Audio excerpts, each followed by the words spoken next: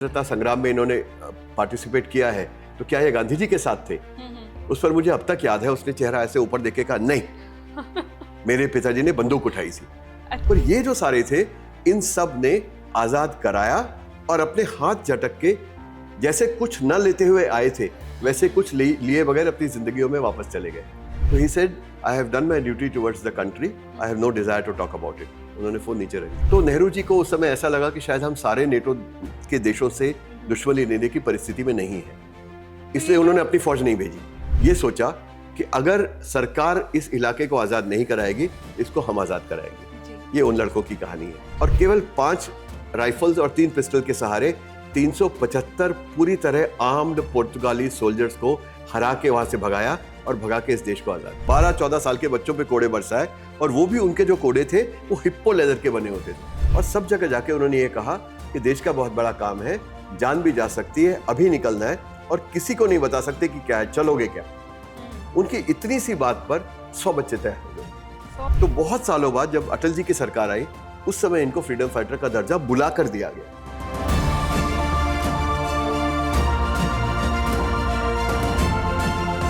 दोस्तों, आज the unknown India पर हमारे साथ हैं नीलेश कुलकर्णी जी, जो कि एक लेखक, theatre actor, voice over artist और एंटरप्रेन्योर एंड लाइफ कोच भी हैं। वेस्टलैंड और हार्पर कॉलिंस से इनकी 5 किताबें पब्लिश हो चुकी हैं। In the footsteps of Rama, travels with the Ramayana, जिस पर एक 6 पार्ट वेब सीरीज भी बनी है, राम के पथ पर, जिसका हिंदी एडिशन फिक्की अवार्ड जीत चुका है, बच्चों के लिए open sesame, my little book of magic tricks और where the gods dwell anthology में लिखा है इन्होंने विठोबा ऑफ पंढारपुर। नीलेश जी की हाल की किताब uprising, the liberation of Dadra and Nagar Haveli पर अब एक मूवी भी बन रही है। और इनकी नई किताब Akashvani, a century of stories, All India Radio के 100 साल का पूरा सफर दिखाती है। इतिहास की भूली कहानियों को सामने लाना नीलेश जी की खासियत है, और आज हम इनसे चर्चा करेंगे Dadra and Nagar Haveli uprising के बारे में, जिसने गोवा लिबरेशन का रास्ता दिखाया। नीलेश जी, आपका स्वागत है। नमस्कार, मुझे शो में लाने के लिए बहुत बहुत धन्यवाद। नीलेश जी, सबसे पहले ये बताइए कि Dadra and Nagar Haveli uprising की कहानी हर भारतीय को क्यों पता होनी चाहिए? पता इसलिए होनी चाहिए कि ये पहली सशस्त्र क्रांति थी भारत के आज़ादी के इतिहास में जो यशस्वी रही। ऐसा नहीं कि पहले सशस्त्र क्रांतियां नहीं हुई या लोगों ने हथियार नहीं उठाए भारत माता को आज़ाद कराने के लिए। सबसे बड़ा उदाहरण तो नेताजी सुभाष चंद्र बोस और इंडियन नेशनल आर्मी है। इसके अलावा इंडिविजुअली भी हिंदुस्तान रिपब्लिकन आर्मी जो भगत सिंह जी की थी वो भी है। काकोरी कांड में भी थे। आज़ाद जी को, चंद्रशेखर आज़ाद जी को भी गोली मारी गई। कई और ऐसे लोग थे जिन्होंने हथियार उठाए थे। मदन लाल ठीकरा है, कई, आप you can take any number of examples. लेकिन उनमें से कोई भी अपने मकसद तक नहीं पहुंच पाया। हर एक क्रांति का अंत एक तरह से कहा जाए तो हार में हुआ। ये इकलौती ऐसी सशस्त्र क्रांति है जिसमें किसी सरकार का किसी प्रकार का कोई समर्थन नहीं था। लोगों ने केवल अपने लेवल पे इस क्रांति को पूरी तरह से अंजाम दिया और अपने जो मकसद थे उन मकसद तक पहुंचे।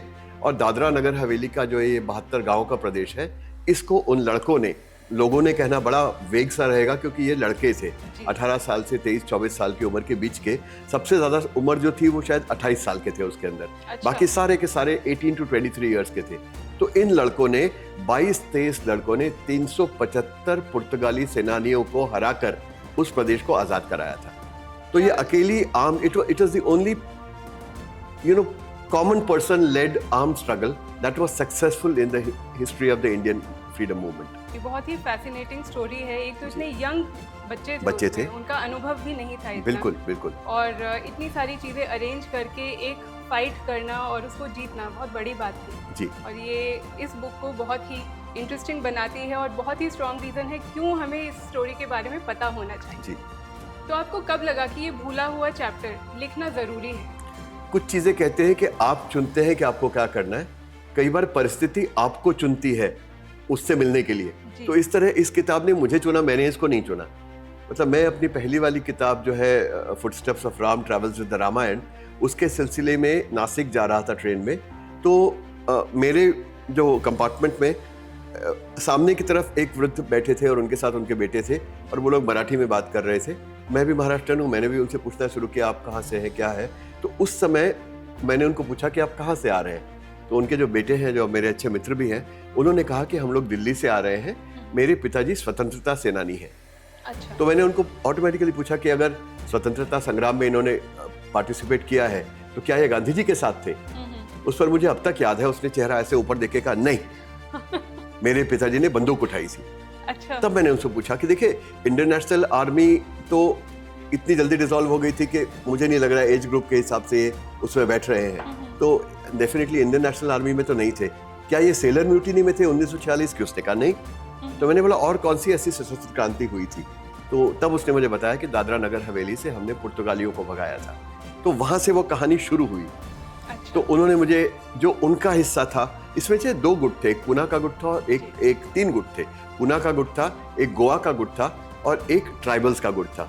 तो जो पूना के गुट के हिसाब से जो कहानी जैसे घटी थी वो उन्होंने मुझे उस समय बताई। अच्छा। और उसके बाद मैंने इस कहानी को चेस करना शुरू किया। तो चेस करने का जो एक प्रक्रिया है मेरी करीब 2 से सवा 2 साल तक चली, क्योंकि इतने सारे लोगों को ढूंढना, उनके पीछे लगना। और एक सबसे बड़ी बात यह है कि ये देखिए आजकल के ज़माने में ये है कि हम अगर एक मच्छर भी मार देते हैं ना तो उसकी फोटो खींच के हम लोग इंस्टाग्राम पे डालते हैं कि देखिए आज I have hunted a mosquito, ऐसे करके हम डालते हैं और उसके नीचे हमको 150 कमेंट भी आ जाते हैं, wow red, how brave, how nice etcetera. पर ये जो सारे थे, इन सब ने आज़ाद कराया और अपने हाथ झटक के जैसे कुछ न लेते हुए आए थे वैसे कुछ लिए बगैर अपनी जिंदगियों में वापस चले गए। तो इनमें से किसी ने किसी प्रकार की कोई फैसिलिटी नहीं मांगी, उन्होंने उस जगह पर राज करने की कोई मंशा नहीं दिखाई। अच्छा। और जब ये फाइनली 15 अगस्त 1954 को पूरा एरिया लिबरेट हुआ और उनकी जो पहली एक इंडिपेंडेंस डे की रैली निकली, उस रैली के बाद 16 और 17 अगस्त के बीच में 2 लोगों को छोड़ के, जिनको वहां के लोगों ने रिक्वेस्ट किया था कि एडमिनिस्ट्रेटर या पुलिस चीफ कोई हमें छोड़ दीजिए यहाँ पे अपने में से, बाकी सारे अपने अपने घरों में वापस चले गए। अच्छा। और इनका पूरा एटीट्यूड यही था कि हमने अपने देश के लिए जो करना था कर लिया, इसमें हमें किसी प्रकार की प्रसिद्धि, किसी प्रकार का कोई कॉम्पेंसेशन कुछ नहीं चाहिए। तो इसीलिए ये लोग आगे बढ़कर बता ही नहीं रहे थे किसी को, तो इसीलिए शायद नहीं पता चला हो। और जब मैं इनके पीछे लगा, इन्होंने मुझे कहानी बताई, तो मैंने इनको बोला कि इसकी मैं किताब बनाता हूँ, बिकॉज मैं लेखक हूँ, मैं ऐसे ऐसे किताब लिख रहा हूँ। तो उन्होंने कहा ठीक है आ जाना किसी टाइम, पुणे बात कर लेंगे। मैं पुणे जाता रहता हूँ। मैं करीब 1 सवा साल तक इनके पीछे लगा रहा, इन्होंने मुझे कुछ नहीं बताया। At the end of one year and couple of months इन्होंने मुझे बुलाया और कहा कि देखो हमने आपको इसलिए ये नहीं दिया क्योंकि अधिकतर लोग हमसे आके पूछते हैं, बहुत एंथुसियाज्म दिखाते हैं, हम करेंगे, फिर कोई कुछ करता नहीं है। अच्छा। बल्कि हमारे ओरिजिनल डॉक्यूमेंट्स और ले जाते हैं, वापस लाने में हमें दिक्कत होती है, हमने इसलिए आपको नहीं दिए थे। पर जिस तरह से आप 1.25 साल हमारे पीछे पड़े हो तो हमें पता है कि आप सीरियस हो, तब उन्होंने हम आपको देते हैं। उन्होंने इतने सारे डॉक्यूमेंट्स मुझे दिए जिनके डॉक्यूमेंट्स के आधार पर कहानी शुरू हुई। लेकिन this is one part of it. तो this is a Poona part of it. लेकिन उसमें मुझे गोवा का उल्लेख मिला। और अब गोवा में किसको ढूंढो, इतना बड़ा गोवा, क्या किसे ढूंढेंगे, कैसे ढूंढेंगे आप? तो उसमें एक नाम आया, प्रभाकर सिनारी। तो यहाँ के प्रमुख नाम मैं आपको बताऊंगा जैसे हम कहानी बढ़ाते हैं। अब वो सिनारी जी गोवा का, इसमें मैंने बताया ना 3 गुट थे, तो गोवा के गुट के एक तरह से देखा जाए तो सेनापति वो थे उस ग्रुप के, तो उनको ढूंढना था। अब मुझे सिर्फ प्रभाकर सिनारी और गोवा ये 2-3 शब्द मालूम थे, इसके आधार पर मुझे उनको ढूंढना है। तो मैंने गोवा में अपने मित्रों को मैसेज किया। एक मेरी मित्र मुंबई में रहती हैं, गोवानीज हैं, उनको मैसेज किया कि भाई ये मुझे इंसान चाहिए, कोई भी फ्रीडम फाइटर हो गोवा में जिससे मैं कनेक्ट हो सकता हूँ, मुझे कनेक्ट कीजिए। उसने कहा मैं तो बॉम्बे रहती हूँ, मुझे तो पता नहीं, लेकिन मैं अपने ग्रुप्स में डाल देती हूँ। उसने अपने ग्रुप्स में डाला that a friend of mine is writing a book and. तो 10 दिन बाद के करीब बाद मेरे पास एक लिस्ट आ गई जिसके अंदर सिनारी जी का नाम था। वो सिर्फ not only was he alive, he had written his own memoirs and he was good enough to talk. मतलब कुछ तो इनमें से ऐसे थे ना, 16 लोग थे, तो 16 लोगों में से एटलीस्ट 8 या 9 ऐसे थे कि जो बात ही नहीं कर सकते थे। They had either Alzheimer's or Parkinson's because they were all above 90, है ना। तो अच्छा, तो मैंने सिनारी जी को फोन किया, उनसे कहा कि मैं आपसे मिलना चाहता हूँ। तो he said I have done my duty towards the country, I have no desire to talk about it. उन्होंने फोन नीचे रख दिया। फिर उनको हमने कम से कम 6 महीने तक चेज किया, कंटिन्यूसली फोन करके, सर बात कीजिए, बात कीजिए, बात कीजिए। तो फाइनली आई टोल्ड हिम कि ये आपके लिए नहीं है, ये उस स्ट्रगल के लिए जो आपने किया था। अगर आप नहीं बताएंगे तो अपराइजिंग हुई थी, ये किसी को पता ही नहीं चलेगा भारत में। उस स्ट्रगल के लिए आपको बताना पड़ेगा कि क्या हुआ था, not for your role in it. तो बताइए आप मुझे क्या हुआ। तो इसे जब कभी आप गोवा हो तो मेरे पास आ जाना, मैं बता दूंगा। This was a Wednesday morning, Thursday morning we were in Goa. Oh. Next day we went to Goa and we called him. He said आप क्यों आए? मैंने तो बोला था आने पे करना. मैं आ गया. तो आप कीजिए बात मेरे साथ. तो उसके बाद भी हमें वहाँ 10 दिन रुकना पड़ा because he refused to talk to me.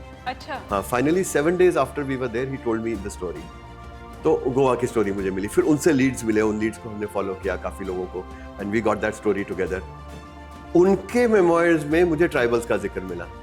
So then we went looking for the tribal queens. Okay. तो वहाँ जब हम गए तो ट्राइबल में हमें लोकल कांटेक्ट है. हमारे बहुत अच्छे मित्र हो गए हैं दीपक भाई यादव जो वहाँ पर बीजेपी के अध्यक्ष थे पहले.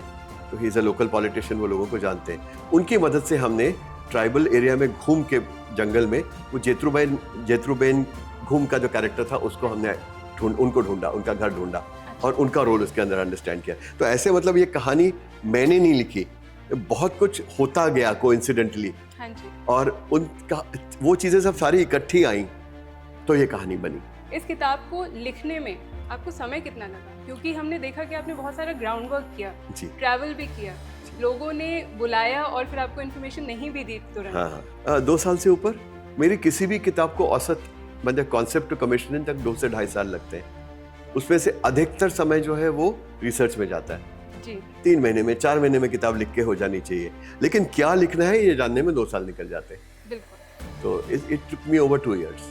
कभी कोई ऐसा मोमेंट था जब आपको लगा कि नहीं अब ये हो नहीं पाएगी, ये चीज मुझे नहीं अरे ये तो हर किताब के साथ एक स्टेज आती है जब या तो मैं कहता हूँ कि मुझसे नहीं हो पाएगी या मेरी पत्नी सरिता जिन्हें आप जानती हैं वो आकर कहती है कि अब कब तक इसमें लगे रहोगे, छोड़ो परे इसको. अच्छा. मतलब बहुत बार ऐसी स्टेज आती है पर्टिकुलरली जब आप कहीं अटक जाते हैं. लेकिन फॉर्चुनेटली मेरी 3 मेजर किताबें 2 माइनर किताबें. मेजर किताबों में कभी भी मेरी लिखने की स्टेज तक आने तक वो फ्रस्ट्रेशन नहीं आई. एक बार लिखने लगता हूँ फिर वो कहीं कहीं आने लगती है. अच्छा. रिसर्च की स्टेज पे आज तक नहीं आई. इससे पहले कि हम और डिटेल में किताब के बारे में बात करें, जस्ट टू नो हमारे व्यूअर्स के लिए एक छोटी सी समरी में बता दीजिए कि बैकग्राउंड क्या था Dadra and Nagar Haveli uprising. जी देखिए, भारत पर जो फॉरेन पावर्स जिनका राज था उसमें डेन्स थे, उसमें डच थे, फ्रेंच थे, पुर्तगाली थे और अंग्रेज थे. डच और डेन्स तो बहुत पहले चले गए थे लेकिन अल्टीमेटली फ्रांसीसी, अंग्रेजी और पुर्तगाली बचे थे. अंग्रेज 1947 में गए. जो फ्रांसीसी लोग थे वो 1948 और 52 के बीच में गए और सिर्फ पुर्तगाली वहां रह गए थे. अच्छा. ये पुर्तगाली अल्टीमेटली गए 1961 में. लेकिन 1961 और 1947 के बीच 1954 में कुछ इंडिविजुअल्स ने सरकार का जिनको कोई समर्थन नहीं था खुद अपने रिसोर्सेज जुटा के अपने वेपन्स खरीद कर हमला कर कर दादरा नगर हवेली का इसमें से 72 गांव का परिसर आजाद किया था जिसकी ये कहानी है. अच्छा. अब ये दादरा नगर जो अंग्रेज गए, फ्रांसीसी गए, पुर्तगाली नहीं गए और पुर्तगालियों पर भारत ने अपनी फौज भी नहीं भेजी. ऐसा क्यों? फौज इसलिए नहीं भेजी कि पुर्तगाल उस समय नेटो का मेंबर था. अच्छा. नॉर्थ अटलांटिक ट्रीटी ऑर्गेनाइजेशन अब भी है. और ये नियम था उनका, एक अंडरस्टैंडिंग थी कि अगर पुर्तगाल के किसी भी भाग पर कोई और देश आक्रमण करेगा तो सारे नेटो के देश वापस जवाब देंगे. अच्छा, वो और एक साथ जी मिलकर. तो एक एग्रीमेंट था उनका. तो नेहरू जी को उस समय ऐसा लगा कि शायद हम सारे नेटो के देशों से दुश्मनी लेने की परिस्थिति में नहीं है, इसलिए उन्होंने अपनी फौज नहीं भेजी. तो ये जो कॉलोनीज थी ये पुर्तगाल इसे अपना देश मानता था. हाँ, देश पुर्तगाल क्यों जी नहीं जी मानता था? ये इसमें ऐसा था कि वो कॉलोनीज नहीं मानते थे उनको. अच्छा. उन्होंने अपने संसद में एक नियम पास किया था, एक कानून पास किया था जिसमें they had defined Portugal as a multi nation multi location country, multi continent multi location country. यानी जहां भी हम हैं वो पुर्तगाल ही है. अच्छा. पुर्तगालियों का प्रदेश नहीं है. That is Portugal itself. तो इसीलिए उस पर हमला करना यानी पुर्तगाल पर हमला, which means that NATO would intervene in it. इसलिए वो हमला नहीं किया था. अच्छा. अब ये 72 गांवों की कहानी है जिसे कुछ लोगों ने इंडिविजुअली आजाद कराया. अब लेकिन वो गांव उनके पास गए कैसे इन द फर्स्ट प्लेस? उसकी कहानी ये है कि 1772 में एक पुर्तगालियों का जहाज था संताना जिसे जानोजी धुड़प करके मराठाओं के एक सेनापति थे. इन्होंने उस जहाज को कैप्चर करके जला दिया था.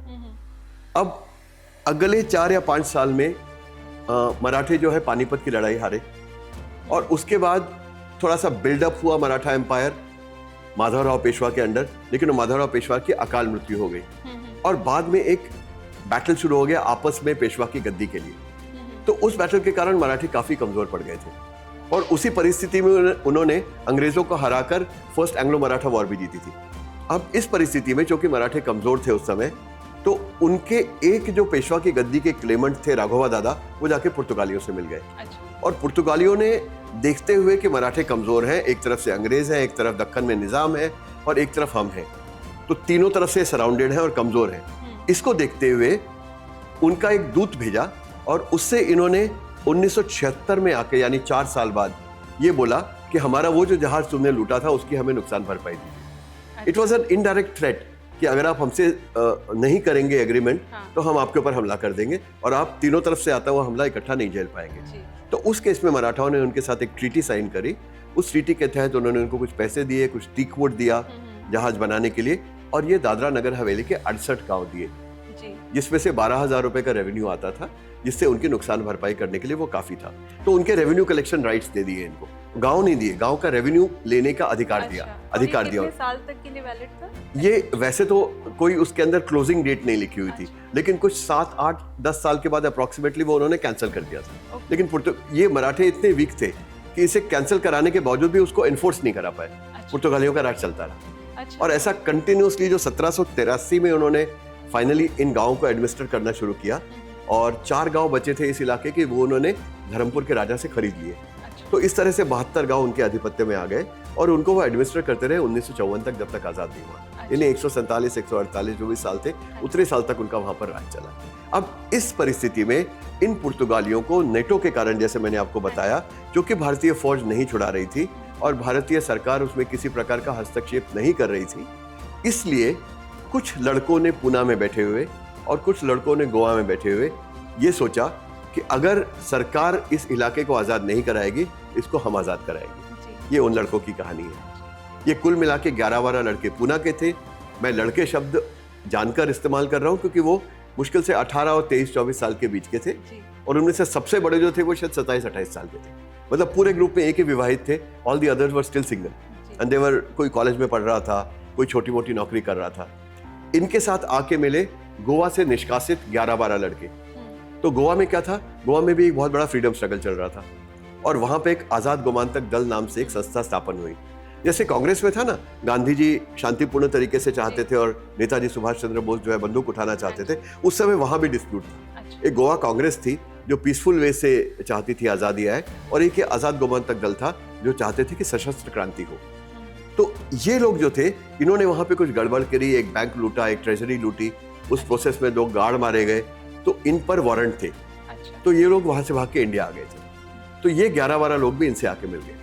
तो अल्टीमेटली कहानी का क्रक्स ये है, इन 22-23 लोगों ने पैसा रेज किया, 5 बंदूकें और 3 पिस्टल्स खरीदी, और केवल 5 राइफल्स और 3 पिस्टल के सहारे 375 पूरी तरह आर्म्ड पुर्तगाली सोल्जर्स को हरा के वहां से भगाया और भगा के इस देश को आजाद। इंटरेस्टिंग बात है ये कि कैसे इतने कम बच्चों ने, इतने किया, कम लड़कों ने ये कैसे किया होगा एग्जीक्यूट, जबकि उस टाइम पर कम्युनिकेशन के साधन नहीं थे। कम्युनिकेशन के साधन नहीं थे, उनके पास किसी प्रकार का रिसोर्स नहीं था।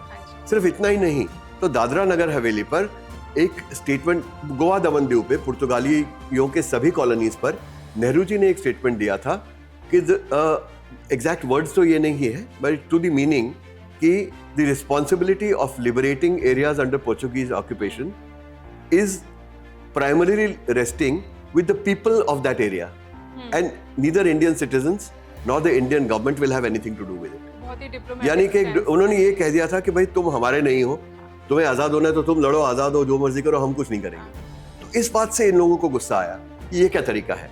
ये कहाँ, तो एक तरफ हम लोग, वो लोग सावरकर जी के अनुयायी थे सब, ये पूना के बच्चे, और उनको तो अखंड भारत का उनका सपना था। तो उन्होंने ये सोचना शुरू किया, अखंड भारत तो तब बनेगा जब जो भारत अब है वो आजाद हो। अब अगर हमारे गोवा, दमन दीव, दादरा नगर हवेली के बंधु जो है वो अभी भी पुर्तगालियों के आधिपत्य में है, तो कैसे हम भारत को आजाद समझ सकते हैं। तो उन्होंने कहा जब तक ये आजाद नहीं होता हम ये लड़ाई लड़ेंगे और हम इसको आजाद करेंगे। तो इसलिए इन्होंने जो ये पूरी बैटल की, उसके ऊपर ये कहानी है। रिसोर्सेज कैसे रेज किए, कम्युनिकेशन कैसे एस्टैब्लिश हुआ, उन्होंने एस्पाइनेज कैसे किया, वहाँ का नक्शे कैसे बनाए, इंफॉर्मेशन कैसे ली, वो सारी चीजें हम लोग डिटेल में जाएंगे जब आप आगे सवाल पूछेंगे। तो मेरा अगला सवाल ये है कि हमने बहुत देखा है कि ब्रिटिशर्स ने कैसे अन्याय किया भारतीय लोगों पे। पुर्तगालियों ने ऐसा क्या किया कि इनका इतना खून खौला कि इन्होंने बिना फंड्स के, बिना आर्म्स के, एक छोटी सी लड़कों की टुकड़ी ने इतनी बड़ी लड़ाई लड़ ली। देखिए, मैं ये नहीं कहता कि अंग्रेज जो है वो कोई बहुत भारतीयों को प्रेम से रखते थे या कोई बहुत they were very kind towards us और एनीथिंग। उन्होंने भी एट्रोसिटीज बहुत की हैं। लाला लाजपत राय की कैसे मौत हुई हमें पता है, जलियांवाला बाग में क्या हुआ हमें पता है। लेकिन कुछ भी हो, अल्टीमेटली अंग्रेजों के पास there was at least a modicum of justice, कुछ थोड़ा सा एक एलिमेंट जस्टिस का था, क्योंकि आफ्टर ऑल जिन ब्रिगेडियर जनरल ड्रायर ने गोलियां चलाई जलियांवाला बाग में, उन पर बाद में केस तो चला। उनकी प्रॉपर्टी छीन ली गई और उनको निष्कासित किया गया ब्रिटिश सोसाइटी से। तो उतना तो हुआ कम से कम। पुर्तगालियों के साथ ऐसा कुछ नहीं था। They were the cruelest possible occupiers in the Indian subcontinent. और ये अत्याचार ज्यादातर करते थे वहां के ट्राइबल्स पे, क्योंकि पुर्तगाली थे, उनके साथ वहां के लोकल लैंड ओनर्स थे। लैंड ओनर्स में राजपूत भी थे, लैंड ओनर्स में पारसी भी थे, लैंड ओनर्स में ईरानी भी थे, हर तरह के लैंड ओनर्स थे। उनके पास बहुत बड़े बड़े ट्रैक्ट्स थे जमीन के, क्योंकि पुर्तगालियों को दादरा नगर हवेली में सिर्फ यही इंटरेस्ट था कि यहाँ से मैक्सिमम महसूल निकालना है, कितना पैसा हम यहाँ से विड्रॉ कर सकते हैं। यहाँ पर चावल उगता था, वो चावल सारा का सारा दमन जाता था और it used to feed the Portuguese soldiers. तो इस तरह का मतलब वहाँ के एग्रीकल्चर प्रोड्यूस सारे वो लोग यूज करते थे और ज्यादा से ज्यादा रेवेन्यू लेना होता था, तो इन जमींदारों के थ्रू लेते थे। और जमींदार इन द प्रोसेस उनको रेवेन्यू देके खुद को भी पैसा मिले, इसलिए अत्याचार करते थे जो ट्राइबल्स के ऊपर। तो इतने भयंकर अत्याचार थे कि एक स्टेज ऐसी आ गई थी जब सारे के सारे ट्राइबल्स दादरा नगर हवेली छोड़ के भाग गए थे। वो कहते थे कि हम वहाँ भीख मांग लेंगे, इंडिया में कुछ भी काम कर लेंगे भारत की सीमाओं के अंदर, लेकिन यहाँ नहीं आएंगे। फिर उनको किसी तरह से वापस बुलाया गया, थोड़े रिफॉर्म्स किए गए, उनको बुलाया गया वापस, लेकिन फिर भी वो अत्याचार चलता ही रहा। उनकी स्त्रियों को उठा के ले जाते थे। इतना बुरा हाल था कि अगर पुर्तगाली एक भी सैनिक जंगलों की तरफ ट्राइबल एरिया में बढ़े तो वहां एकदम शोर मच जाता था, फणगा आला रे आला। फणगा is their word for foreigner. और जैसे ही वो वर्ड आता था, सारे लोग जो हाथ में वो छोड़ के जंगल में भाग जाते थे। इतना खौफ था उनका। और उनके ही खेतों में काम करते थे ये लोग। तो वहां बहुत कॉमन बात थी, उल्टा लटका देना, नीचे आग जला देना, उनको विप से मारना। और ये था कि ये जो ट्राइबल से सारे चोटी रखते थे, तो उस चोटी को बांध देते थे पैर के अंगूठे के साथ और उनको उस हालत में धूप में बैठाते थे। मतलब उनको ये अधिकार भी नहीं था कि 12 घंटे के एक ट्रिप में या 16 घंटे के काम में वो एक वॉशरूम ब्रेक भी ले लें। उतना भी मांगते थे तो उनको चाबुक से मारा जाता था। बेसिक राइट्स भी उनको नहीं दिए गए थे। किसी नीड को, किसी चीज को पूरा नहीं किया जाता था। इन एडिशन टू दैट, इनके पास छोटे छोटे जमीन के टुकड़े थे अपने गांव के पास। तो कुछ ट्राइबल ऐसे थे जो उन जमीन के टुकड़ों पर ही खुश थे रह के, लेबर करने की जरूरत नहीं थी। तो इन्होंने, वो रेन फेड थे, कोई वहां पे कोई इरिगेशन का कोई साधन नहीं था। इरिगेशन के साधन सारे लैंडलॉर्ड्स के पास थे। तो अब जिस साल बारिश नहीं पड़ती थी तो उस साल क्या किया जाए, तो खाने को नहीं होता था, तो वो लोग लैंडलॉर्ड्स के पास जाते थे। तो there was a system called खावती। खावती का मतलब है आप अगर 1 किलो अनाज मुझसे अभी ले जाएंगे तो अगले हार्वेस्ट में आप मुझे 2.5 किलो वापस करेंगे। अब इस परिस्थिति में आप मुझे बताइए कि कोई कैसे 2.5 किलो वापस कर सकता है। नेट रिजल्ट वाज अगले साल वो जमीन उसकी भर्ती हो जाती और वो लेबर हो जाता।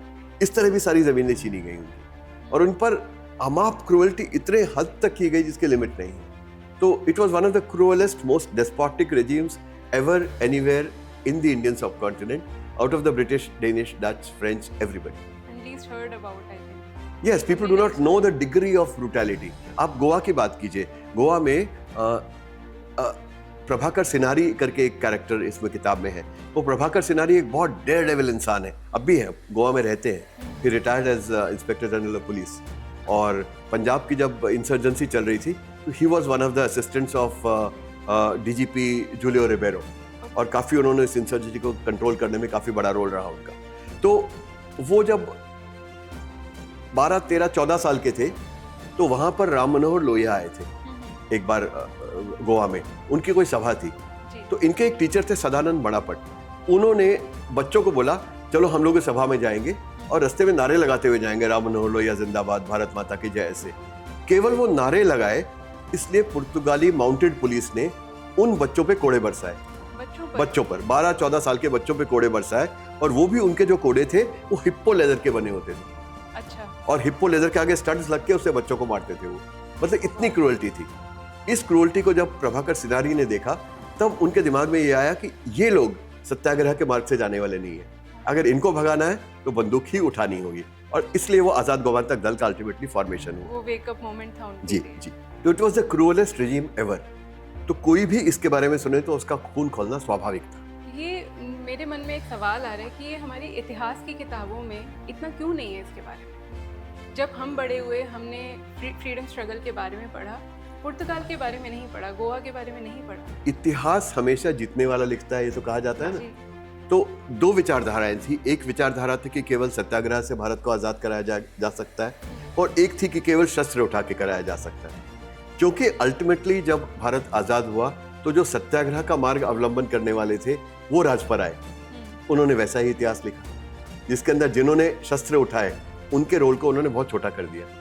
आपने नेताजी सुभाष चंद्र बोस का नाम भी केवल इसलिए सुना है कि वो इतनी बड़ी चीज थी कि उसको छुपाया नहीं जा सकता था। ये चूंकि एक रिलेटिवली छोटी चीज थी, इसको छुपाया जा सकता था, इसलिए इसे छुपाया गया, इसे प्रोमिनेंस में नहीं लाया गया। एक दूसरी बात, जिन लोगों ने इसमें पार्टिसिपेट किया वो सब इस राष्ट्र प्रेम की भावना से प्रेरित थे, उनको उसमें से कुछ चाहिए नहीं था। तो इसलिए उन्होंने, जैसे मैंने आपको पहले भी बताया था शायद अपनी पॉडकास्ट रिकॉर्ड से पहले, कि 11 तारीख को खानवेल से पुर्तगाली ने सरेंडर कर दिया, 15 तारीख को रैली निकली और 16 तारीख को ये सब लोग हाथ झटक के वापस चले गए, ये कह के कि भाई हमें तो जो काम करना था हमने कर दिया, अब इसके बाद हमें यहाँ से कुछ नहीं चाहिए। कितनी अच्छी बात है। उन्होंने निस्वार्थ भाव से किया, बिल्कुल निस्वार्थ। इसलिए इनको बहुत साल तक फ्रीडम फाइटर का दर्जा भी नहीं मिला। अच्छा। क्योंकि जब फ्रीडम फाइटर के दर्जे के लिए कोई एप्लीकेशन देता था तो ये कहते थे इसमें हमने कौन सा कोई बड़ा काम कर दिया, क्यों हमने फ्रीडम फाइटर, हमने रेलवे का पास लेने के लिए थोड़ी ये किया था, हमने पेंशन के लिए थोड़ी किया था, हमने तो देश के लिए किया था, उसके पैसे क्या लेने।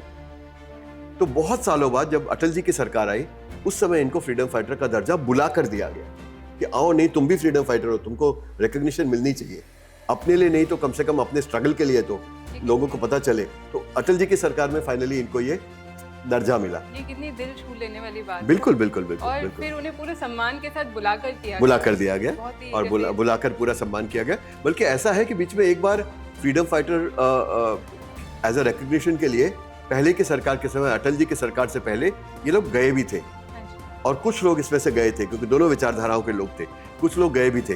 तब उनसे पूछा गया कि आप कौन सी जेल में थे, अगर आप फ्रीडम फाइटर हो तो आप कौन सी जेल में थे। तो इन्होंने वही वाला एक्शन किया। अच्छा। और इन्होंने बोला कि हम जेल में नहीं थे, हमने तो 300 पुर्तगालियों को जेल में डाला था। हाँ। हमने अटैक करके उनको अरेस्ट किया था, हमें किसी ने अरेस्ट नहीं किया। तो बोले फिर आप फ्रीडम फाइटर नहीं हो, क्योंकि फ्रीडम फाइटर के डेफिनेशन में केवल जेल का सर्टिफिकेट होना जरूरी है, चाहे आप एक दिन के लिए गए हो तो भी। अच्छा। और आपने अगर अपनी जान जोखिम पे लगाकर बंदूकें चलाई है तो आप फ्रीडम फाइटर नहीं हो, ये उनको कहा गया। ये बहुत बड़ी एक उनकी अजीब बात है। हाँ। जिसके लिए, पर अब क्या करें, इतिहास में नहीं था तो नहीं था। तो 3 चैलेंजेस आप मुझे बताइए जो इस पूरी स्ट्रगल में सबसे बड़े थे और उनको कैसे हमने ओवरकम किया। सबसे बड़ा चैलेंज पैसा, क्योंकि ये बहुत अच्छा है कि आप राष्ट्र प्रेम की भावना से आप बहुत ओतप्रोत हो गए हैं और आपको देश आज़ाद कराना है, आपने मन भी बना लिया, आप उसके लिए अपनी जान भी लगाने को तैयार हो गए। लेकिन केवल वहाँ उनकी पिस्तौल के सामने खड़े होकर जान ले लो कहने से तो आज़ादी नहीं मिलने वाली। आपको शस्त्र भी चाहिए, लॉजिस्टिक्स के लिए भी पैसा चाहिए, सब कुछ चाहिए। एक चैलेंज ये। दूसरा चैलेंज था पैसा भी आपके पास आ जाए। आप ऐसे जाके बाजार से तो पिस्तौल और राइफल नहीं ला सकते, कहीं ना कहीं से लाएंगे, ट्रेन भी करेंगे, उनको स्मगल करके लेके भी जाएंगे दादरा नगर हवेली में और फिर उन पे अटैक करेंगे। तो ये आएंगे कहाँ से, जाएंगे कैसे शस्त्र। Second challenge. थर्ड चैलेंज था आप दादरा नगर हवेली में कहाँ से प्रवेश करेंगे अटैक करने के लिए, और अगर करेंगे भी तो कहाँ अटैक करेंगे। पहले आप ऐसे जाके, इतने लोग तो नहीं कि आप 10,000 लोग जा रहे हैं कि आपने सारा का सारा एरिया इकट्ठा पेनिट्रेट कर लिया और आप लड़ते जा रहे हैं। तो कहीं ना कहीं आपको जाना होगा, आपको इंटेलिजेंस चाहिए। बहुत प्लानिंग चाहिए, इंटेलिजेंस भी चाहिए, लोकल नेटवर्क भी चाहिए मदद करने के लिए। ये सारे उनके चैलेंजेस थे। तो अलग अलग चैलेंजेस को अलग अलग तरीके से उन्होंने ओवरकम किया। पहला चैलेंज तो पैसे का था, तो इन्होंने आपस में कोशिश की कि हम मिलजुल कर किसी तरह फंड्स रेज करें। लेकिन जैसे मैंने आपको बताया, ये बिल्कुल निम्न मध्यम वर्ग के लोग थे, उनके पास कोई पैसों की ज़्यादा वो ऐसी नहीं, सुबत्ता नहीं थी, बहुत पैसा नहीं था, तो कर नहीं सकते थे। रिश्तेदारों से, जान पहचान वालों से कुछ नहीं हुआ।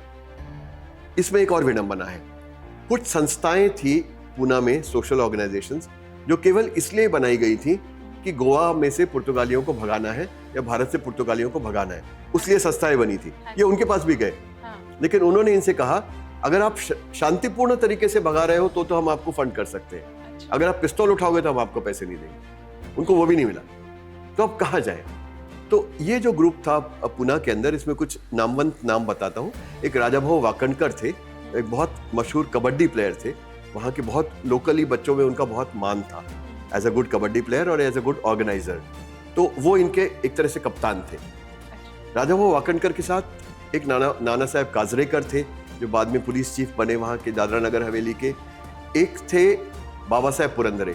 बाबा Saheb Purandare is a historian of repute. Shivaji Maharaj पर सबसे ज्यादा काम बाबा साहेब ने किया है। उसके लिए उनको बाद में पद्म विभूषण भी मिला है। जी, तो वो थे। और एक संगीतकार थे Sudhir Phadke. Sudhir Phadke is a well known name in Maharashtra film music. काफी मराठी फिल्म्स को म्यूजिक दिया है, पद्मश्री से सम्मानित किए गए, वो थे। तो अब जब सब सोर्स फेल हो गए तो सुधीर जी ने ये कहा कि भाई हो तो नहीं रहा, अगर पैसा नहीं जमा होगा तो ये क्रांति नहीं हो सकती। तो ऐसा करें, मैंने लता जी के साथ 2 गाने रिकॉर्ड कर रखे हैं, वो मुझे जानती हैं, आइए उनसे चल के बात करते हैं। तो यहाँ पर एक बहुत ही इंटरेस्टिंग बात है, एक ऐसा एस्पेक्ट है जो किसी को नहीं पता होगा कि किस तरह से लता जी और इनफैक्ट मोहम्मद रफी सी रामचंद्र की स्वतंत्रता सेनानी थे। एक सेंस में बिल्कुल थे, डायरेक्टली कभी नहीं किया पर इनडायरेक्टली। तो ये लोग सब लोग गए पूरी टीम बना के लता जी के पास, और उनको जाके उन्होंने कहा कि भाई लता जी, हम ऐसे ऐसे पुर्तगालियों के खिलाफ लड़ना चाहते हैं। तो बाबा साहेब पुरंदरे जो थे, तो उन्होंने मुझे बताया कि हम जब ये पूरी कहानी बता रहे थे तो लता जी बगैर कुछ बोले एकदम ब्लैंक फेस के साथ बैठी हुई थी। तो जब कहानी पूरी प्लानिंग बताई हमने और प्लानिंग खत्म हुई तो हमें लगा कि यहाँ से कुछ नहीं मिलने वाला। हम उठ के खड़े हुए जाने के लिए, और उठ के खड़े हुए तो हमने देखा लता जी की आंख से आंसू बह रहे थे पूरी बात सुन के। अब वो क्यों? उनका एक इमोशनल कनेक्ट हो गया उसके साथ, क्योंकि उनका जो नाम है मंगेशकर, मंगेशकर का मतलब है from a village called Mangesh. तो वहां पर एक मंगेशी टेम्पल है, नहीं गोवा में एक मंगेशी टेम्पल है, जहां से वो लोग बिलोंग करते हैं, वो उनके इष्ट देव है। और उस मंदिर पर उस समय पुर्तगालियों ने कब्जा किया हुआ था और लोगों को अंदर आने जाने से रोक रहे थे। तो उनकी एक भावनात्मक जुड़ाव उसके साथ था, भाई मेरे मंदिर को पुर्तगालियों ने अटैक कर रखा है। तो उन्होंने कहा बैठिए, मैं आपकी मदद करूंगी, क्योंकि पुर्तगालियों के खिलाफ कुछ भी मदद करना मैं अपने मंगेश की सेवा करने जैसा समझती हूँ और मैं करूंगी। तो उन्होंने एक कॉन्सर्ट प्लान किया पुणे में कि ये कॉन्सर्ट हम करेंगे, मैं भी आऊँगा, आप रफ़ी भाई के पास भी चले जाइए, वो भी आ जाएंगे, मैं उनसे कह देती हूँ, और उसके जो प्रोसीड्स होंगे वो आपकी टिकट के, वो आपके काम आएंगे इस लड़ाई के लिए। इसमें एक असाइड भी है, ये लोग मोहम्मद रफ़ी जी के पास गए और उनसे भी पूरी बात बता के रिक्वेस्ट की। तो लता जी ने टेलीफोन कर दिया था, तो रफ़ी जी ने इमीडिएटली हाँ कर दी। तो इनमें से एक जना उठकर जाने लगा, तो रफ़ी साहब ने उनको वापस बुलाया और बोला कि कहाँ जा रहे हो? उसने कहा मैं आपकी पूना की टिकट करवाने जा रहा हूँ। तो रफ़ी साहब ने उसके कंधे पर हाथ रख के कहा कि ये देश जितना तुम्हारा है उतना मेरा भी है, अगर तुम अपनी जान लगा सकते हो तो क्या मैं एक टिकट नहीं खरीद सकता? देखिए छोटी सी बात है, लेकिन एक भावना दिखाती है कैसी है, से नहीं अपनी बातों से भी सबका कितनी दिल जीत लिया। तो वो कॉन्सर्ट हुआ, उससे पैसे जमा हुए। अब उस पैसों से क्या, अब हथियार खरीदने, हथियार कहाँ से खरीदे जाए? तो एक सोर्स था गोवा, जहाँ पे ब्लैक मार्केट था हथियारों का, लेकिन अगर आप वहां से खरीदते तो उस समय के इंटरनेशनल बॉर्डर को पार करके लाने पड़ते। ये पुर्तगाली इंडिया के बीच में बॉर्डर थी, वो रिस्की था, और वहां जाने के बाद पकड़े जाते तो सीधा या तो एग्जीक्यूट कर दिए जाते या उम्र कैद के लिए पुर्तगाल भेज दिए जाते, इसलिए दैट वाज आउट। सो इन्होंने सोचा कि हम हैदराबाद से लेके आएंगे।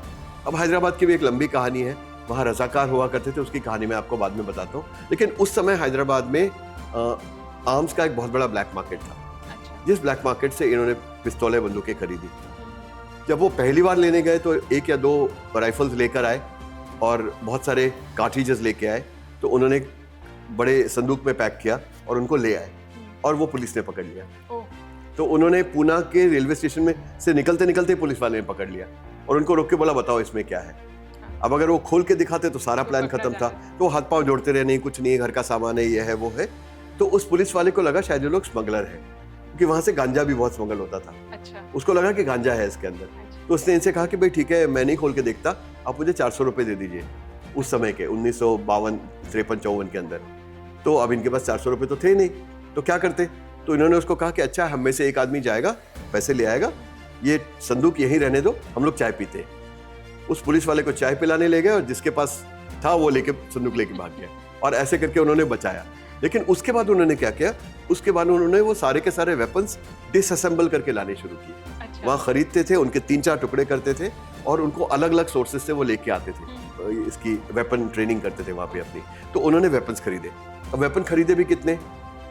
5 राइफल्स, 3 पिस्टल्स और 1 सबमशीन गन। जिसमें अनफॉर्चुनेटली वो सब मशीन गन कभी चली नहीं, ओहो। वो परमानेंटली खराब रही।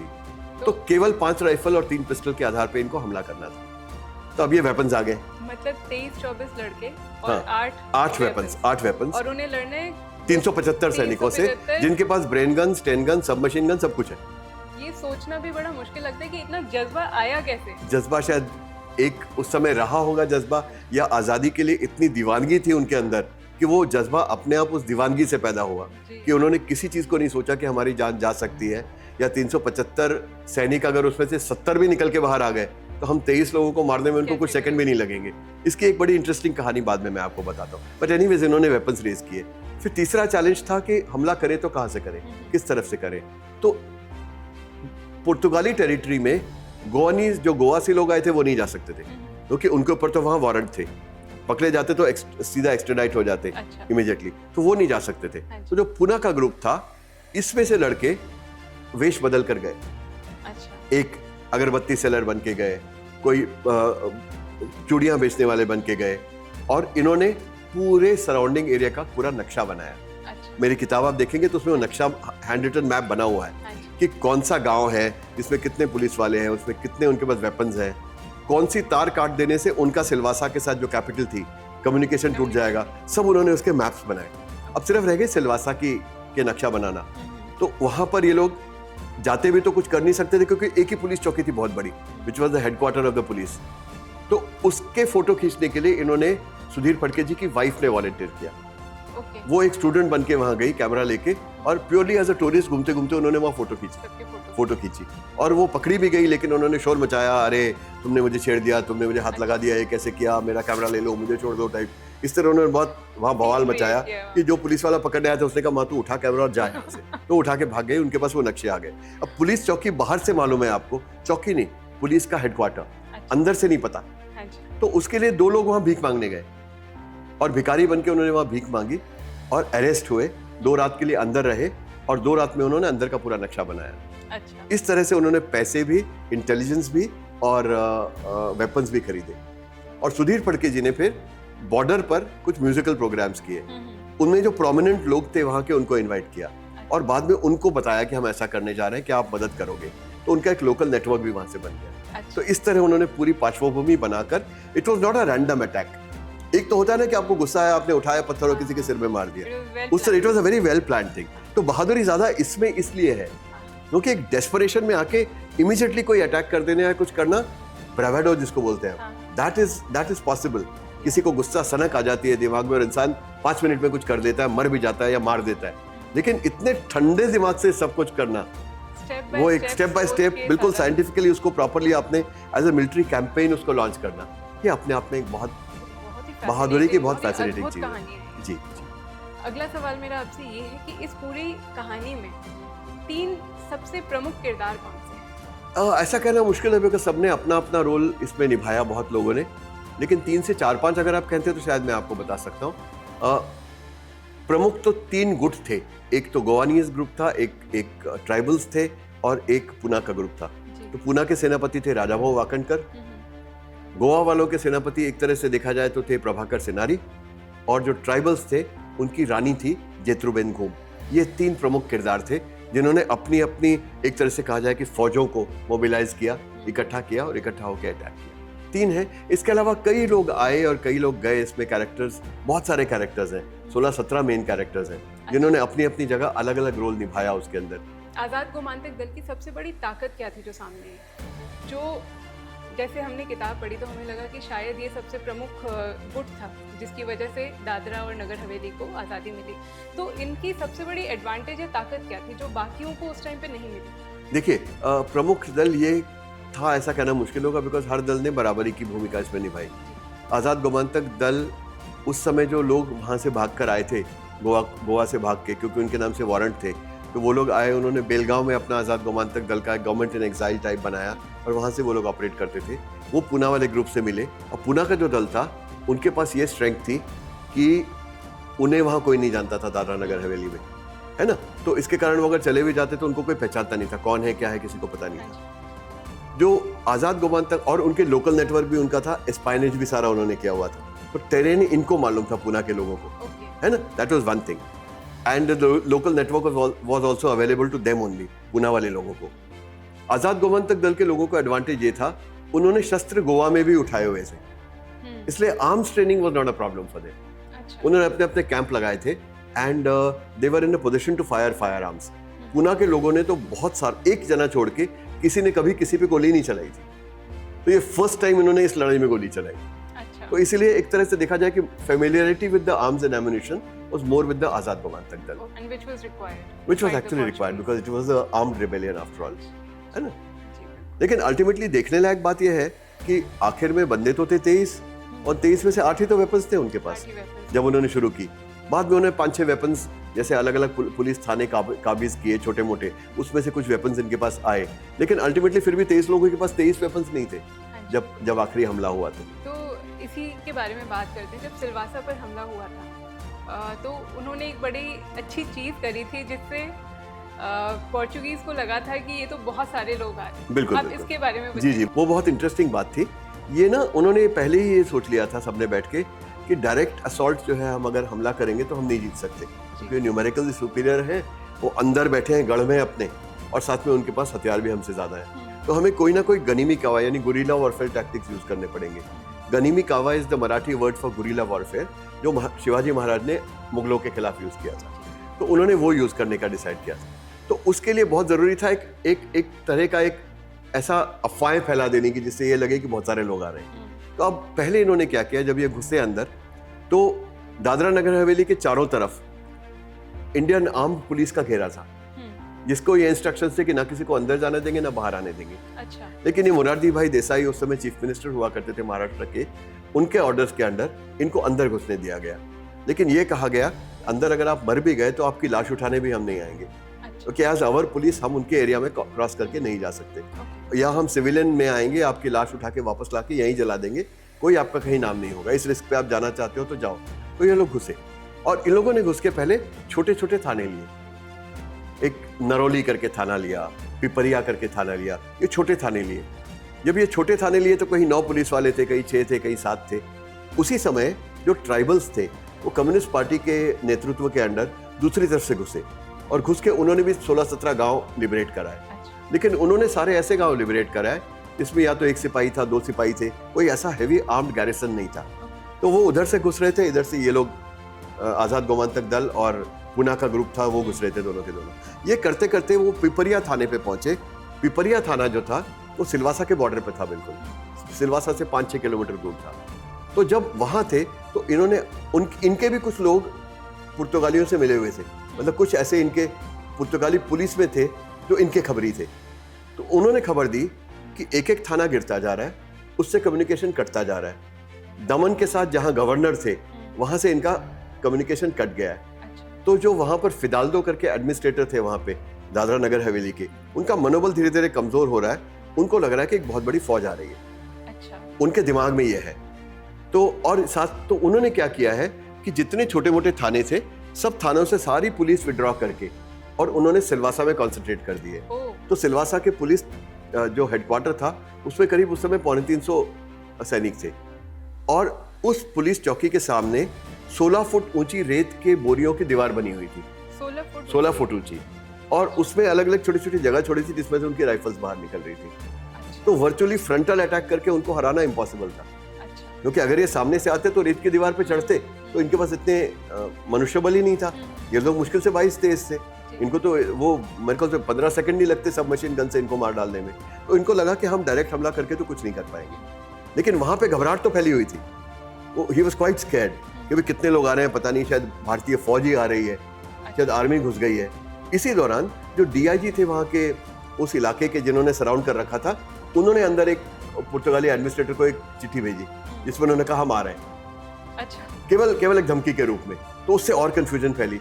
अब इन लोगों ने कहा कि हम इस बात का एडवांटेज ले कि वहां घबराहट है। हाँ। तो एग्जैक्टली 31 जुलाई को एक दिन के लिए राजा भाऊ वाकणकर और एक आजाद गोमांतक दल के प्रतिनिधि ये लोग पूना गए। अच्छा। पूना जाके गांव-गांव, hostel to hostel, college to college, अखाड़ा टू अखाड़ा वो लोग गए, और सब जगह जाके उन्होंने ये कहा कि देश का बहुत बड़ा काम है, जान भी जा सकती है, अभी निकलना है, और किसी को नहीं बता सकते कि क्या है, चलोगे क्या। उनकी इतनी सी बात पर 100 बच्चे तैयार हो गए, 100 जने तैयार हो गए इतनी सी बात पर। उनकी कितनी क्रेडिबिलिटी और एब्सोल्यूट, वो राजा भाऊ वाकणकर उस समय तो ही वाज हीरो वर्शिप। तो वो 100 बच्चों को उन्होंने बस में डाला और ट्रांसपोर्ट करके बॉर्डर पे ले आए। अपने ऑक्युपाइड एरियाज में से निकाल के उनको उन्होंने खड़ा कर दिया पिपरिया थाने के पास। और पिपरिया थाना चूंकि 5-1 किलोमीटर दूरी था, बाद में जाके उन्होंने सिलवासा की जो पुलिस चौकी थे उसके चारों तरफ उनको खड़ा कर दिया जंगल में, out of the range of fire, कि भाई गोली ना लग जाए। उनको सबको इन्होंने 4 गुटों में बांट दिया, 25-25, 26-26 बच्चों के 4 गुट उस पिपरिया पुलिस हेडक्वार्टर के चारों तरफ खड़े थे। उनमें हथियार वाला केवल एक था जो इनका नेता था, बाकी सारे खाली हाथ थे। कोई लठ लेके आया था, कोई तलवार लेके आया था, कोई कुल्हाड़ी लेके आया था। अब कुल्हाड़ी से आप सबमशीन गन की लड़ाई तो नहीं लड़ सकते, तो इन्होंने उनको खाली कनस्तर दिए और दिवाली के पटाखे दिए और कहा कि पूरी रात तुम केवल ये पटाखे इस कनस्तर में फोड़ो और जोर जोर से नारे लगाओ। तो उन्होंने वो शोर शुरू किया और ये शोर पूरी रात चला। तो जिस दिन हमला एक्चुअली हुआ 1 तारीख को, उस दिन सुबह उसको जो पुलिस कैप्टन था उनका, फिदाल्दो था एडमिनिस्ट्रेटर, उसको और उसके असिस्टेंट को, दोनों को ये लगा कि शायद यहाँ पे 500-600 सैनिक आ गए हैं और उनके पास इतने हथियार हैं और इतनी एम्युनिशन है कि वो पूरी रात हवा में फायर कर रहे हैं। यानी कितनी स्ट्रांग एक फौज आई होगी। ये उनको घबराहट हुई और उस घबराहट के कारण उसने क्या किया, उसने अपने 250 अच्छे सैनिक सबसे लिए, उनके अच्छे वेपन्स लिए और वो पुलिस स्टेशन के पीछे जो दमनगंगा नदी थी उसके पार जाके खड़ा हो गया और सिर्फ 75 सैनिक उसने वहां छोड़ दिए। Psychological warfare. तो 75 केवल छोड़ दिए और उनका भी मनोबल टूटा हुआ था क्योंकि उन्होंने देखा हमारा नेता तो भाग गया, अब हमें ही छोड़ गया मरने के लिए यहाँ पे, पता नहीं सामने से कितने सैनिक आएंगे। तो सुबह फिर 1 तारीख को फायरिंग शुरू हुई दोबारा से, ये कुछ लल के बाद, और सामने से फायरिंग होती रही। वो लोग भी वापस में जंगल में फायर करते रहे, जो पुर्तगाली बचे थे वो। और उस कंफ्यूजन में इनमें से 12 लोग पीछे से एक फायर एस्केप से चढ़ के ऊपर गए और टॉप फ्लोर पे जाके उन्होंने छलांग मार के फर्स्ट फ्लोर में उनके पीछे आ गए। और जब पीछे आए तो पीछे के वरांडे में, क्योंकि उनको कोई डर नहीं था कि पीछे से कोई आएगा, 6-7 ही सैनिक से, इन्होंने उनमें से एक को बायोनेट मारी, एक का हाथ काट दिया और बाकी सरेंडर हो गए। तो उनके ऊपर 2 गार्ड लगा के 10 जने पीछे से गए और इन्होंने पीछे से उन सैनिकों पे फायरिंग की। तो उनमें से 2 ने ही जवाब दिया, बाकी सबने हथियार डाल दिया। जिन 2 ने डाल दिया उनको बायोनेट किया गया, they didn't die but they were seriously injured, और बाकी सबने हथियार डाल दिए। मनोबल खत्म हो चुका था। हाँ, मनोबल खत्म हो चुका था। और इसी दौरान इनमें से एक जने ने जाके पीछे से दरवाजा खोल दिया, जो बहुत बड़ा गेट था वहां लगा हुआ, लकड़ी का एक मोटा वो था, वो खोल दिया। तो वो जो सारे पीछे पटाखे चला रहे थे वो नारे देते हुए पीछे से आ गए। तो जब ये 12 लोग पहुंचे हथियार लेके, तो उन 75 को लगा कि शायद बाकी के भी हथियार के साथ आ रहे हैं। तो उन्होंने सरेंडर कर दिया। These 75 वर कैप्चर्ड और सिलवासा लिबरेट हो गया। ये उसकी कहानी थी। लेकिन इससे कहानी खत्म नहीं हुई कि सिलवासा लिबरेट होने के बाद उस कैप्टन तो वहां खड़ा था ना, उसने वहां से देख लिया कि इसमें तो मुश्किल से 12-15 वेपन्स है, बाकी तो बच्चे से आ गए लठ उठा के। तो उसे विजिबल थे, they were just across the river. तो उसने कहा ठीक है, कुछ नहीं है, इनको रात को जश्न मनाने दो, सुबह जाएंगे, इनको सबको काट के और अपना थाना वापस ले लेंगे। तो इन लोगों को भी ये पता था कि वो वहां खड़ा है। तो इनमें से जो कोर ग्रुप था 12-15 का, वो नदी के एक तरफ खड़ा हो गया और दूसरी तरफ उनके 250-200 सोल्जर्स हैं। और इन्होंने ये सोच लिया कि इसको नदी नहीं पार करने देनी, अगर नदी इसने पार कर ली तो हम तो सारे गए और हमारा कॉज खत्म हो गया। तो हमें तो लड़ाई करनी है, जान जाए तो जब तक हमारे अंदर जान है ये नदी नहीं पार करेगा। वो उस तैयारी में खड़े हो गए। अब बड़ा अनइवन बैटल था, अब तो ओपन में आ गया ना बैटल, अब element of surprise is gone. यहाँ 23-24 है, 22 है, 20 है और वहाँ 175-150 से ऊपर 250-200 है। तो कोई there was no fight at all in it. They would have gone anyway. They would have been defeated anyway. तो इनकी किस्मत ये रही, उस रात को बहुत बारिश पड़ी और वहाँ पे फ्लैश फ्लड आ गया दमनगंगा में। बारिश वहाँ 4-5 दिन तक कंटिन्यूसली बारिश होती है। वो सारे सैनिक भीगते रहे खड़े हुए और ये इस तरफ भीगते रहे। जब ये चीज़ 2 रात तक हुई तो इनका तो मनोबल ये था कि देश के लिए करना है, तो ये तो बगैर खाए पिए वहाँ डटे रहे और उसके सोल्जर तो एक एक करके छोड़ के भागने लगे कि हम बारिश में नहीं खड़े होंगे। तब वो वहां से विड्रॉ हुआ और विड्रॉ होकर वहां से 12 किलोमीटर दूर खानवेल करके एक जगह है, वहां जाके उसने अपना फिर दोबारा गढ़ बनाया और वहां पे लड़ाई का दूसरा स्टेज हुआ। तो जज्बा तो था ही, भगवान जी भी साथ दे रहे थे। भगवान जी भी साथ दे रहे थे। तो वो दूसरी स्टेज जो लड़ाई की हुई वो खानवेल में जाके हुई, जिसमें ट्राइबल भी जुड़े उनके अंदर, जिसमें कुछ कम्युनिस्ट वॉलंटियर्स भी आए, उनका आपस में भी टसल हुआ, बहुत कुछ है, उसके लिए कहानी पढ़ेंगे लोग। लेकिन वहां पर जाकर फाइनल लड़ाई हुई, वहां पे सरेंडर किया। ठीक है, अब इसमें भी बहादुरी देखिए कि इन्हें पता है वो 250 है, इन्हें पता है वो खानवेल में है, खानवेल का थाना जो था ऊंचाई पे था पहाड़ के, तो ये मालूम है कि अगर वो ऊपर से गोली मारेंगे तो हमें लगेगी और हम नीचे से मारेंगे तो इनको लगेगी नहीं। हमारे पास एम्युनिशन लिमिटेड है ना, हम कुछ मतलब अगर वो एम्युनिशन खत्म हो गया तो हम गए, लेकिन फिर भी इनमें से 14-16 लोगों ने उनका पीछा किया। मतलब वो 250 आगे भाग रहे हैं और ये 16 उनके पीछे भाग रहे हैं और पहुंचते पहुंचते वहां गए, उन्होंने उस थाने को सराउंड किया और उस पर फायरिंग शुरू करी। ये भी कितनी अजीब बात है अजीब कि बात अपने थाने में वो खुद ही कैद हो वो खुद ही कैद हो गए और उनको चारों तरफ से 15-16 लोगों ने सराउंड किया और वो गोली मारा, लेकिन अनफॉर्चुनेटली उनकी गोलियां पहुंच नहीं रही। जी। तो जब ये एक रात तक हुआ, इन्होंने कहा अपने पास तो एक ही रात की एम्युनिशन रह गई, अगर आज हमने फायरिंग करी रात को तो सुबह हम खाली, और जैसे ही हम खाली वैसे हम मर गए और लड़ाई हमारी खत्म, तो अब क्या किया जाए। तो वो वहां गए, that is where this character of Jetruben घूम कम्स इन। हाँ जी, इनके बारे में बताइए। जी, बड़ा ही स्ट्रॉन्ग कैरेक्टर है। बहुत स्ट्रॉन्ग कैरेक्टर था। वहां के जो ट्राइबल्स थे ना, उन ट्राइबल्स की वो एक तरह से रानी थी या नेता थी, इस तरह से आप समझ के चलिए। इतनी पावरफुल कैरेक्टर थी कि जब पुर्तगालियों की वहां बिल्कुल चलती थी और आधिपत्य था पूरा, तब भी वो अगर पुलिस थाने में जाती थी तो वहां का सब इंस्पेक्टर उठ के उनको सैल्यूट करता था, और न करे तो वो लात मार के उसकी कुर्सी उड़ा देती थी। इतना उसके अंदर दम था, इतना उसके अंदर एक करेज था। घोड़े पे चलती थी कंटिन्यूअसली वो, मतलब वो अकेले एक ट्राइबल थी जिनके पास घोड़ा था जिसपे वो जाया करती थी। मतलब she had that kind of grip on the people and that kind of personal courage. और उनको पुर्तगालियों के खिलाफ काफी एंटीपैथी थी, क्योंकि उनके पति को झूठे केस में फंसाकर और ड्यू के जेल में पुर्तगालियों ने बंद करके रखा था। और ये इतना स्ट्रॉन्ग कैरेक्टर तब था जब पुर्तगालियों का बहुत ज्यादा खौफ था ट्राइबल, बहुत ज्यादा खौफ था, तब भी ये था। तो मतलब वो कितनी अद्भुत लेडी रही होंगी। बिल्कुल अद्भुत लेडी थी, बिल्कुल अद्भुत लेडी थी। और इनमें से एक जना फिर उनको जाके मिला और उनसे बात की कि देखिए ये आखिरी मौका है। इससे पहले पुर्तगाली जो है वो कम्युनिस्टों के साथ मिलके 30-32 गांव आजाद कर चुके थे, लेकिन जब ये फिदाल्दो रिट्रीट कर रहा था तो एक जगह उसने अपना कैंप डाला था बीच में, और वहीं पे ट्राइबल्स और इनकी नदी के दोनों तरफ से आर पार लड़ाई हुई थी। उधर से उन्होंने फायर किया, इधर से इन्होंने फायर किया, लेकिन इस केस में फिदाल्दो डरा नहीं, क्योंकि वो ट्राइबल्स को तो इंसान ही नहीं समझते थे। मैं तो भेड़ बकरी है, ये क्या हमसे लड़ेंगे। तो उसने सीधे 3 मशीन गन्स 3 तरफ लगाई और फायर किया। अच्छा। और इतना फायर किया कि उनके काफी लोग मर गए। अच्छा, जब मर गए तो वो लोग भाग गए। कम्युनिस्ट नेता सारे जाके गांव में छुप गए और ये ट्राइबल डिमोरलाइज कंडीशन में अपने गांव में वापस चले गए कि हमारी हार हो गई, अब इसका कोई इलाज नहीं है। तो उस रात को जेतरूबेन और इनके एक नाना साहब काजरेकर 2 घोड़ों पे बैठ के गांव गए और हर गांव में जाके कहा कि आखिरी मौका है, या तो कल इनको भगा दो या जीवन भर इनकी सेवा करो, बाहर निकल के आओ। तो 100-125 ट्राइबल्स घर में से निकल के आए।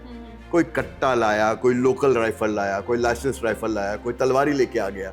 और एडवांटेज इनकी मदद का ये था कि इनको वेंटेज पॉइंट्स पता थे कि वो चौकी ऊंचाई पे है, वो लोकल है, उनको पता है इस पेड़ पे चढ़ोगे तो यहाँ गोली जाएगी, उस चर्च के टावर से मारोगे तो यहाँ गोली जाएगी, ये इनको सब पता था।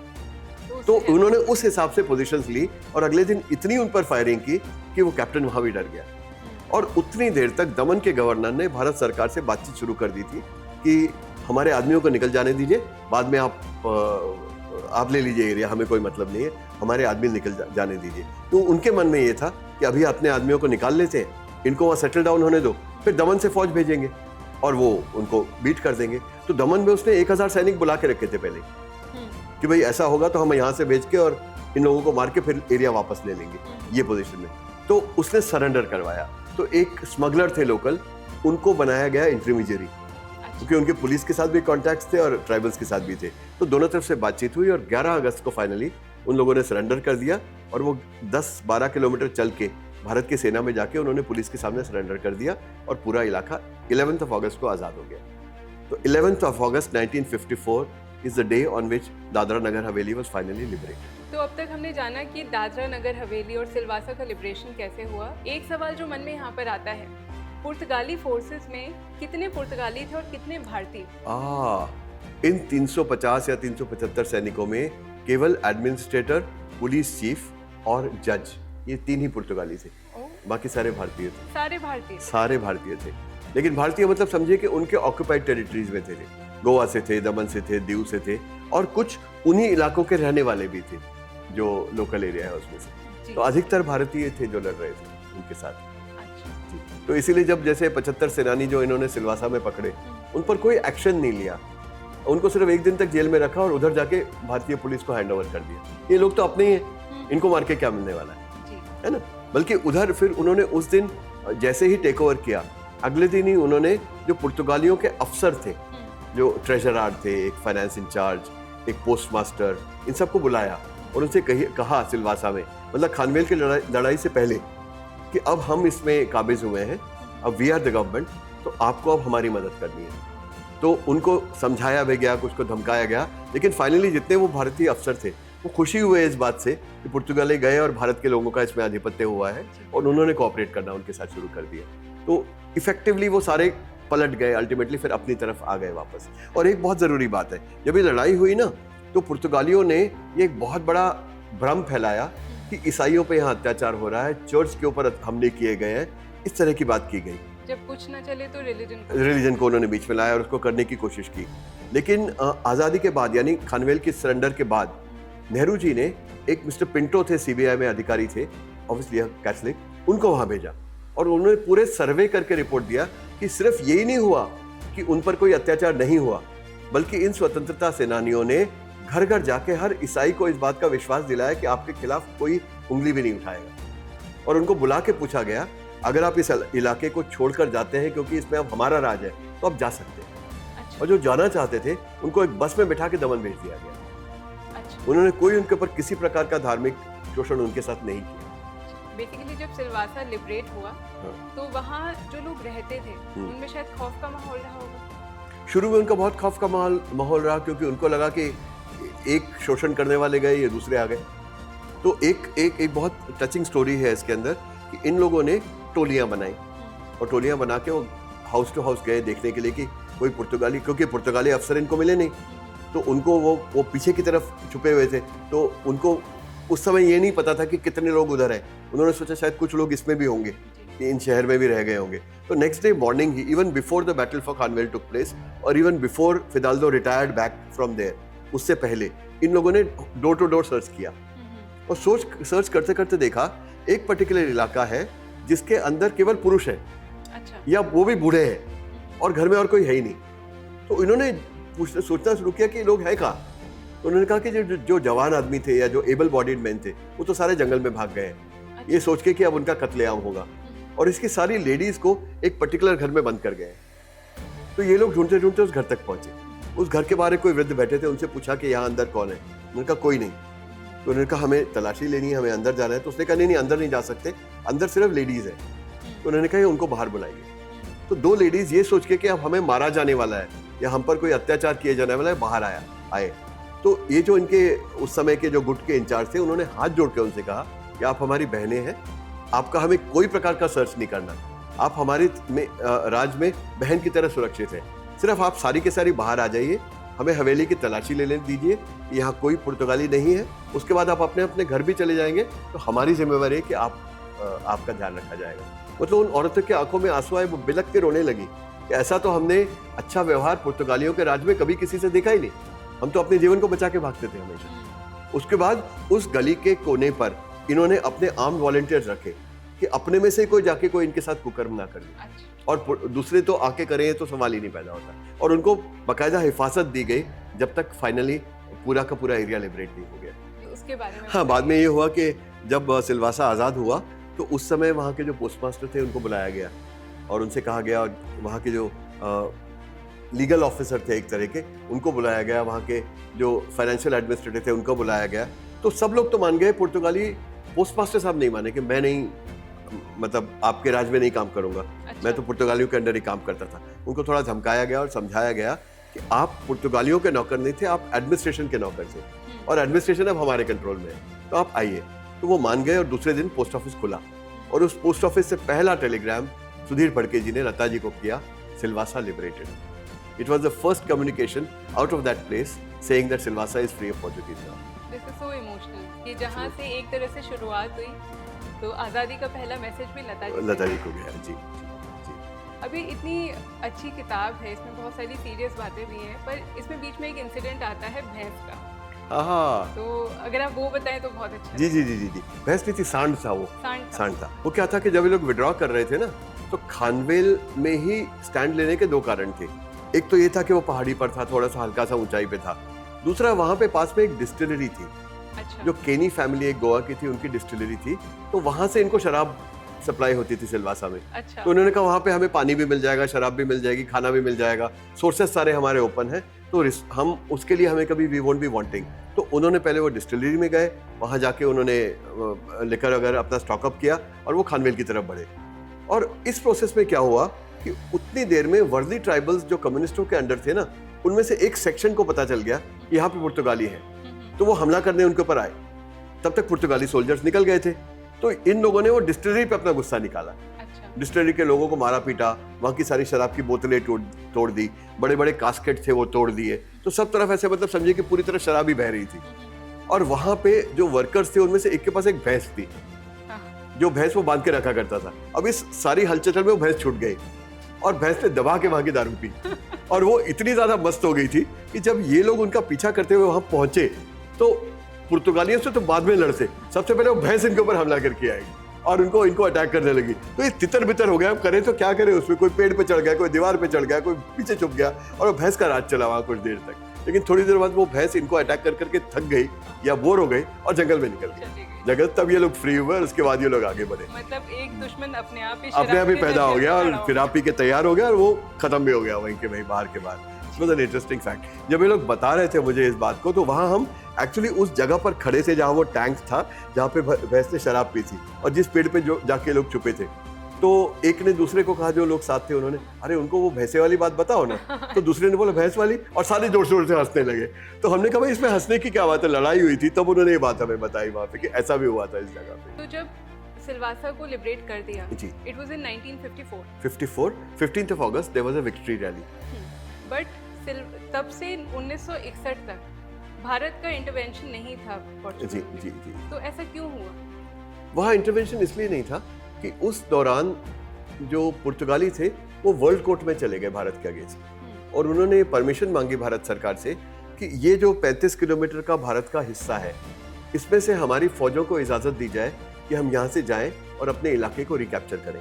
क्योंकि उन्होंने कहा कि this is our dominion territory which has been taken over by some ruffians. Okay. We want to kill these ruffians or destroy them and take over that area. So we should be permitted to go into our Dominion territory. जैसे मैंने आपको बताया ना कि वो हर इलाके को पुर्तगाल ही मानते थे, It was Portugal. तो इस बात पर उन्होंने केस किया। अब उस पर इन लड़कों ने और भारत सरकार के नुमाइंदों ने बहुत सारी रिसर्च की, और पेशवाज और पोर्चुगीज के बीच में जो एग्रीमेंट हुआ था वो एग्रीमेंट ढूंढ के निकाला ओरिजिनल, और उसमें पता चला कि जो पुर्तगाली वर्जन है उस पर पोर्चुगीज क्वीन के साइन है, जो हिंदुस्तानी वर्जन मराठी वर्जन है उस पर पेशवा जी के साइन है, लेकिन दोनों के साइनों ऐसा कोई डॉक्यूमेंट ही नहीं है। अच्छा, तो ये इसका मतलब लूप होल था कि इट इज नॉट देयर। और इसके अलावा एक ऑर्डर वो भी निकाला जिसके अंदर लोकल जमींदारों ने पेटिशन किया था पेशवा को कि पुर्तगाली बहुत अत्याचार कर रहे हैं लोकल सिटीजन्स ने, तो आप अपना जो इनको राइट दिया हुआ है आपने, इसको महाल कहते थे उस समय, कि आप अपना महाल वापस ले लीजिए, यानी जो राइट्स आपने दिए वो वापस ले लीजिए।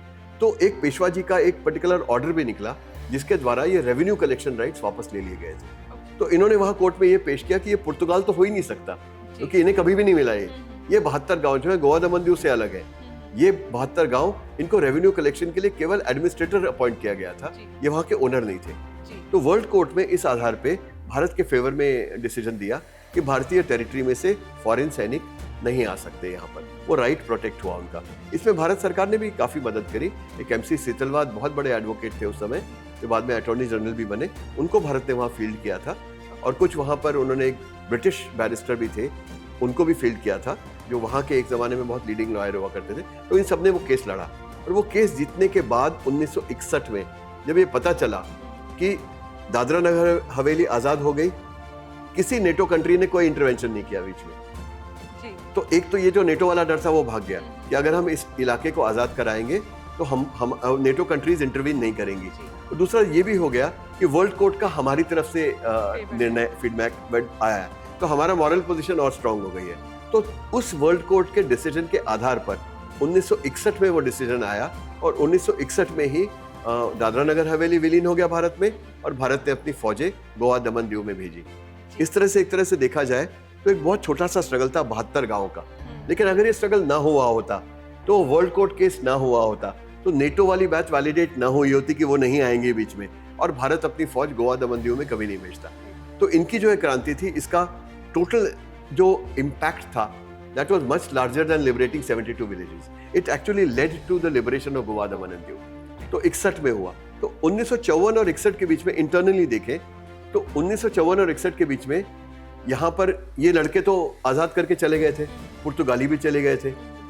इन लोगों ने, लोकल लोगों ने, जो 72 गांव थे वहाँ, 72 गांव के सरपंचों ने एक 20 सरपंचों का की एक महापंचायत इलेक्ट करी और उस महापंचायत ने वहाँ पर राज चलाया. तो और वो महापंचायत बार बार भारत सरकार को चिट्ठियां लिखती रही कि हमें आपस में विलीन कर लीजिए और आप हमें ले लीजिए अपने अंदर, और भारत सरकार उनको ना करती रही कि जब तक ये केस खत्म नहीं होगा तब तक हम आपको नहीं विलीन कर सकते अपने अंदर. तो वो जो लेटर्स थे वो इंडियन गवर्नमेंट ने फिर वर्ल्ड कोर्ट में भी प्रोड्यूस किए कि the people of the area also do not want to join, want the Portuguese to come back. वो भी एक फैक्टर रहा वर्ल्ड कोर्ट के डिसीजन लेने में. लेकिन उस दौरान लीगल स्टेटस देखिए, ये it is not a Portuguese occupied territory, it is not part of India, so what is it? So it was an independent country. 1954 से 1961 तक Dadra Nagar Haveli was an independent country existing within the Indian boundaries. It was called the Free State of Dadra and Nagar Haveli. It had its own administrator, its own police. They used Indian currency. They had their own postage stamps, and complete postage व्यवस्था was also under the local महापंचायत. तो वो एक देश था पूरा का पूरा, और उस देश में बहुत सारी चीजें हुई उस दौरान स्कूल बने, उस दौरान सड़कें बनी, जो महसूल आता था उसको यूटिलाइज किया गया लोगों के फायदे के लिए. स्कूल और सड़कें बनी, मेडिकल फैसिलिटीज दी गई, डिस्पेंसरीज खुली, और सिर्फ यही नहीं, लैंड रिफॉर्म्स हुए. लैंड रिफॉर्म्स के दौरान जो भी जमीनें छीनी गई थी ट्राइबल से, वो जमीनें भी उनको वापस दिलवाई गई. तो इतना कुछ काम तो इंडिपेंडेंस से पहले हुआ. और उसके बाद 1961 में जब ये वर्ल्ड कोर्ट डिसीजन आया तो जुलाई अगस्त में कभी भारत में दादरा नगर हवेली मर्ज हुआ, और दिसंबर की किसी तारीख को वो गोवा दमन दीव में फौजें गई और उन्होंने उनको हरा के लिबरेट कराया.